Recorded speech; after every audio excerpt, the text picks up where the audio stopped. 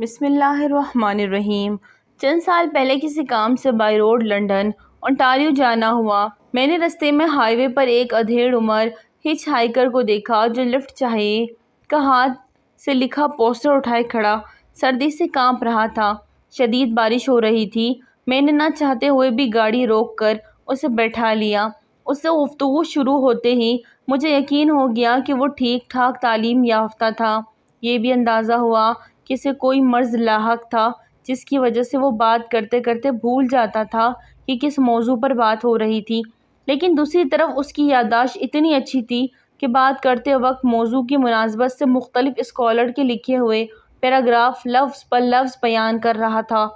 پہلے آپ کو یہ بتا ہچ ہائیکرز کہتے کن لوگوں کو ہیں، پھر اصل بات کی طرف آتے ہیں۔ ہچ ہائیکرز بے گھر ہوتے ہیں، ایک سے زیادہ دن ایک شہر میں نہیں گزارتے اور ہمیشہ لفٹ لے کر سفر کرتے ہیں۔ جس شہر کے لیے لفٹ مل جائے وہی شہر اگلے 24 گھنٹے کے لیے ان کی منزل ہوتی ہے۔ ہر شہر میں بے گھر لوگوں کے لیے بنے سرکاری سینیٹرز میں کھانا کھاتے ہیں، وہیں غسل کرتے ہیں، کپڑے دھوتے ہیں اور سو جاتے ہیں اور صبح اٹھ کر پھر سفر شروع کرتے ہیں۔ ان میں سے اکثر حکومت کی طرف سے مختصر سا الاؤنس ملتا ہے جو یہ اپنی اضافی ضرورتوں کے لیے استعمال کرتے ہیں۔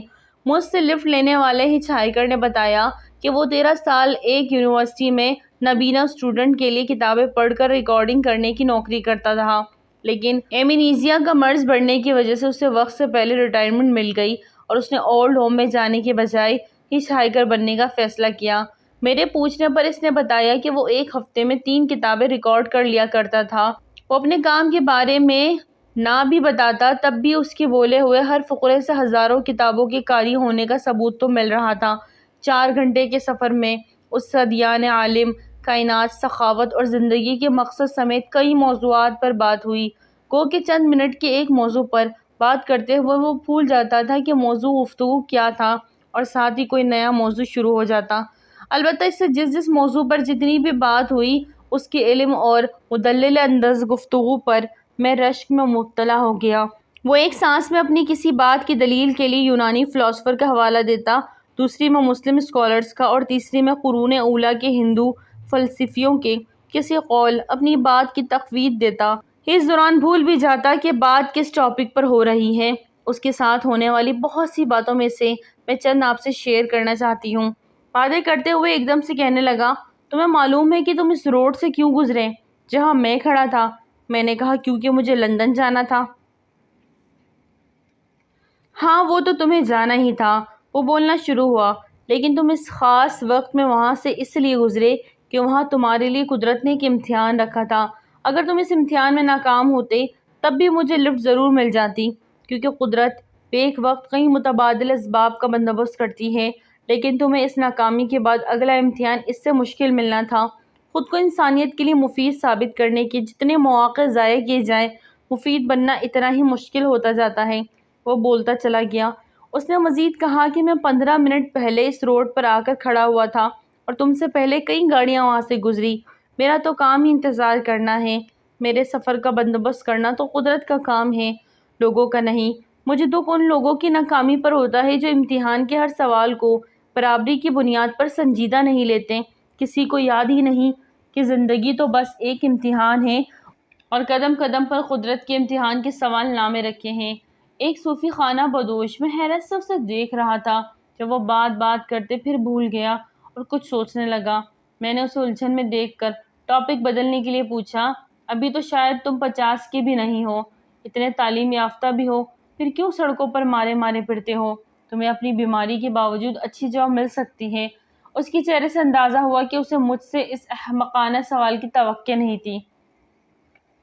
کہنے لگا، دیکھو مجھے گورنمنٹ سے $900 ماہانہ ملتے ہیں، جو بھیک نہیں، وقت سے پہلے ملنے والی ریٹائرمنٹ کی پینشن ہے۔ اگر تم غور کرو تو جان سکتے ہو کہ ان پیسوں سے میں بآسانی ریٹائرمنٹ ہوم میں آسائش کے ساتھ رہ سکتا ہوں، لیکن پھر نہ تو خدا کو اپنی طرف متوجہ کر سکوں گا، نہ میں خود خدا کو دیکھ سکوں گا۔ میں نے پوچھا، تو تم خدا کو کیسے دیکھتے ہو اور کیسے اسے اپنی طرف متوجہ کرتے ہو؟ وہ بولا، اپنے اور دوسروں کے لیے قدم قدم پر اس کے بچھائے ہوئے امتحان اور بندوبست سے اسے دیکھتا ہوں اور ضرورت مندوں کی مدد کر کے اسے اپنی طرف متوجہ کرتا ہوں۔ میں نے سوچا، جو خود بے گھر ہے اور سفر کے لیے لفٹ کا محتاج ہے، وہ کیا کسی کی مدد کرے گا؟ لیکن میں نے گفتگو کو آگے بڑھانے کے لیے پوچھا، تمہارا تو اب کوئی خرچہ ہی نہیں ہے، پھر تم اس پینشن کا کیا کرتے ہو جو تمہیں ملتی ہے؟ کہنے لگا خیرات کرتا ہوں اور ساتھ ہی ایک جیب سے پلان کینیڈا نامی ایک خیراتی ادارے کو دی گئی امداد کی ایگریمنٹ نکال کر مجھے دکھانے لگا۔ وہ بندے خدا افریقہ میں 3 یتیم بچیوں کا فاسٹر فادر یعنی نگہبان تھا اور ان کی تعلیم اور ہاسٹل کے اخراجات کی مد میں $730 ماہانہ پلان کینیڈا کو ادا کرتا تھا۔ اس نے اپنی بیماری کی وجہ سے ایسا بندوبست کیا ہوا تھا کہ یہ پیسے ہر ماہ اس کے اکاؤنٹ سے خود نکل جائیں۔ میں نے اس کے کاغذات اسے واپس کیے اور پوچھا، یہ تم کب سے کر رہے ہو؟ تب تک وہ پچھلی ساری بات بھول چکا تھا۔ پوچھنے لگا، کیا کب سے کر رہا ہوں؟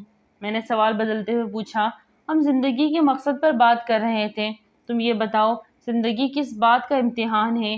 وہ ایک لمحہ سوچنے کے بعد بولا، جب خدا ہمیں دوبارہ اٹھائے گا تبھی حقیقی زندگی شروع ہوگی، اور اس زندگی میں مراد اس بنیاد پر ملے گی کہ ہم دنیاوی زندگی میں انسانوں کے لیے کتنے مفید تھے، اور یہی خلاصہ کلام ہے کہ زندگی خود کو انسانوں کے لیے مفید ثابت کرنے، شکر گزار رہنے کا امتحان ہے۔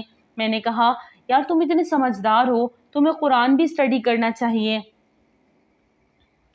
جواب میں اس نے سورۃ النور کی خدا سے متعلق ایک بڑی آیت کا انگلش ترجمہ مجھے اس انداز میں سنایا کہ میری آنکھیں بھیگ گئی۔ ساتھ ہی اس نے اپنے بیگ سے قرآن کا ایک قدیم سا نسخہ نکال کر مجھے دکھایا تو میں نے اس سے کہا کہ میرے پاس قرآن کا نیا نسخہ ہے، تم وہ لے کر یہ مجھے دے دو۔ وہ بولا کہ نہیں، اس پر میں نے جگہ جگہ اپنے نوٹس لکھے ہوئے ہیں۔ میں نے گاڑی ایک کافی شاپ پر روکی اور دونوں کے لیے ناشتہ لینے چلا گیا۔ کچھ دیر بعد واپس آیا تو اس نے میری گاڑی صفائی کرنے کے بعد اندر باہر سے چمکائی ہوئی تھی اور بونٹ کھولے اسکرین صاف کرنے والا واشر لیکوڈ اس کی مخصوص ٹینکی میں ڈال رہا تھا۔ میں نے یہ تم نے کہاں سے لیا؟ اس نے سامنے گیس اسٹیشن کی طرف اشارہ کر کے کہا، وہاں سے۔ تمہاری گاڑی میں واشر لیکوڈ والی ٹینکی خالی تھی، اس موسم میں یہ ٹینکی بھری ہوئی ہونی چاہیے۔ میں نے واشر لیکوڈ کے پیسے دینا چاہے، اس نے یہ کہہ کر منع کر دیا کہ جو ناشتہ تم میرے لیے لائے ہو یہ اس سے سستا ہے۔ اس سے ہونے والی گفتگو کا 5% بھی میں لکھ نہیں پایا۔ وہ تو لندن پہنچ کر میری گاڑی سے اتر گیا۔ میں شاید لمبا عرصہ اس انسان کو بھول نہ پاؤں۔ واپس آ کر اپنے دوستوں سے اس کا تذکرہ میں نے صوفی ہچ ہائیکر کے نام سے کیا۔ ناظرین، ویڈیو اچھی لگے تو لائک کریں، چینل کو سبسکرائب کریں اور دعا میں یاد رکھیں۔ السلام علیکم۔